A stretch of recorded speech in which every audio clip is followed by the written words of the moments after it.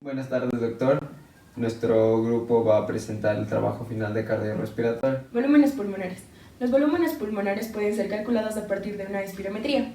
Este proceso se lleva a cabo cuando la persona está sentada y respirando tranquilamente. Al momento en que la persona respira dentro del espirómetro, la campana se desplaza y ahí nos puede indicar el volumen pulmonar. Primero se puede calcular el volumen corriente, el cual es de 500 ml y se refiere a la inspiración y a la expiración tranquila.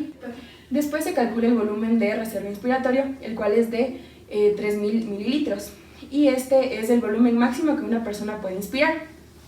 Estos volúmenes son calculados a partir de una respiración forzada, una inspiración forzada y una expiración forzada, lo cual nos va a dar lugar a más volúmenes. Entonces después va a estar el volumen de reserva expiratorio, el cual es de 1200 mililitros, y este es el volumen máximo que una persona puede expirar en límites fisiológicos.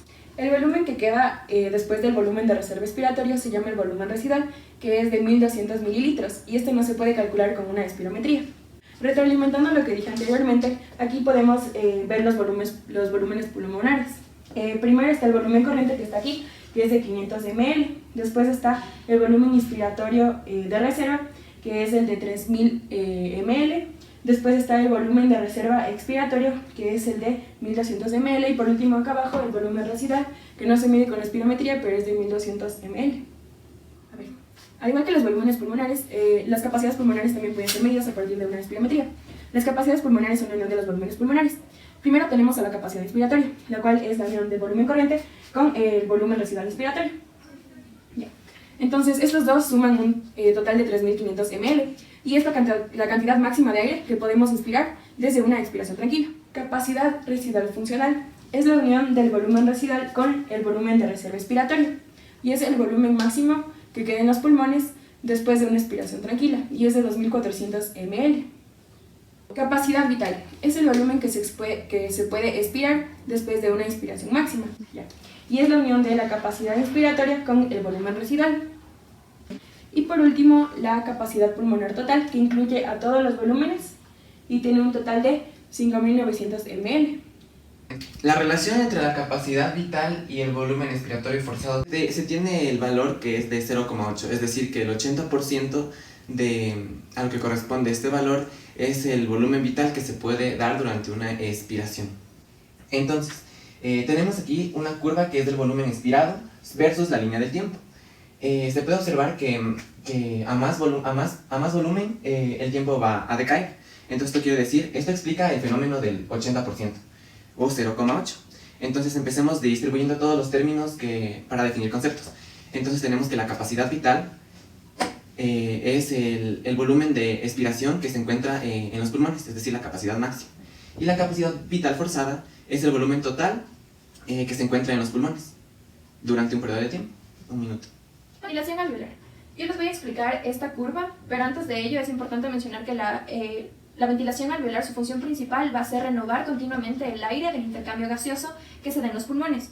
Las zonas en donde se van a dar el intercambio gaseoso va a ser en los bronquios respiratorios, en los conductos alveolares, en los sacos alveolares y en los alvéolos. Es importante también conocer la ventilación alveolar por minuto. Esto significa el volumen total que va a ingresar en los alvéolos y en las zonas adyacentes donde se da el intercambio gaseoso por cada minuto. Entonces, decimos que la ventilación alveolar va a aumentar de 4 a 5 veces cuando el pH, que se encuentra de 7.4, disminuye hasta 7. En cambio, si hablamos del pH en la sangre, si este pH sube desde 7.4 hacia arriba, lo que va a causar en la ventilación alveolar es que se disminuya. Entonces, podemos decir que el cambio de la ventilación alveolar va a depender del pH, pero cuando este se encuentre bajo. ¿Cuál es la razón o la explicación de esto?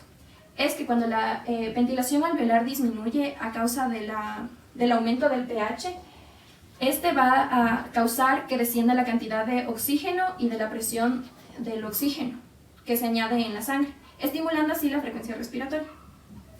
Para calcular la presión parcial del oxígeno alveolar en una persona, necesitamos una fórmula en especial.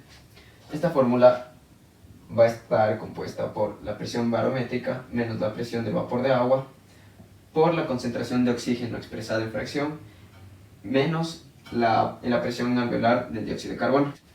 La presión alveolar del dióxido de carbono a nivel del mar va a ser 40 y en Quito va a ser de 30 debido a la altura. Ya, nosotros vamos a resolver la ecuación de la siguiente forma.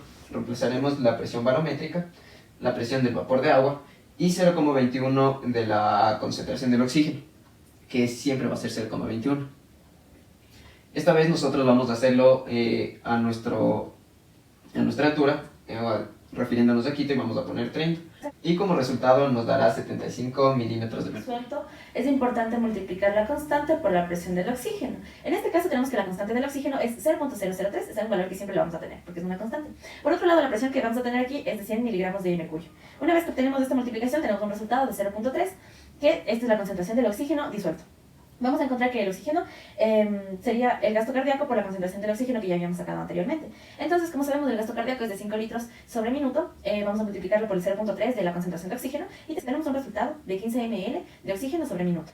Como vimos en la anterior fórmula, sacamos el oxígeno disuelto, pero en esta ocasión vamos a hablar sobre la hemoglobina, que es el transportador más grande del oxígeno. Para saber el contenido de oxígeno que se transporta es importante saber la fórmula que tenemos resaltada en negro, que es la capacidad de unión con el oxígeno por el porcentaje de saturación del mismo, y a esta cantidad le vamos a sumar el oxígeno disuelto que habíamos sacado anteriormente. Entonces, ¿cómo se saca la capacidad del oxígeno? Es importante recalcar que es el 20.1 ml de oxígeno por cada 100 ml de sangre. Entonces, es importante multiplicar este porcentaje por el porcentaje de la hemoglobina que nos van a dar. En este caso, tomamos un ejercicio de Linda Costanzo y tomamos que 10 es la capacidad de la hemoglobina que tiene el paciente y lo vamos a dividir sobre la hemoglobina normal, es decir, 15. Como resultado tenemos 13.4 ml de oxígeno. Es importante multiplicarlo por la saturación. En esta ocasión sabemos que es del 98%, que es la unión del oxígeno con la hemoglobina y su transporte, por lo que vamos a multiplicar el resultado anterior, que es 13.4, lo vamos a multiplicar por 98. En este caso el resultado sería 13.1 ml de oxígeno por cada 100 ml de sangre. Únicamente los valores, que es el último valor que habíamos sacado, que es el de 13.1, más el oxígeno disuelto, que sabemos que es 0.3. Tenemos un total de 13.4. Este es nuestro valor total de transporte de oxígeno. Es importante recordar que lo normal es 20 ml de oxígeno sobre 15 gramos de hemoglobina sobre 100 ml.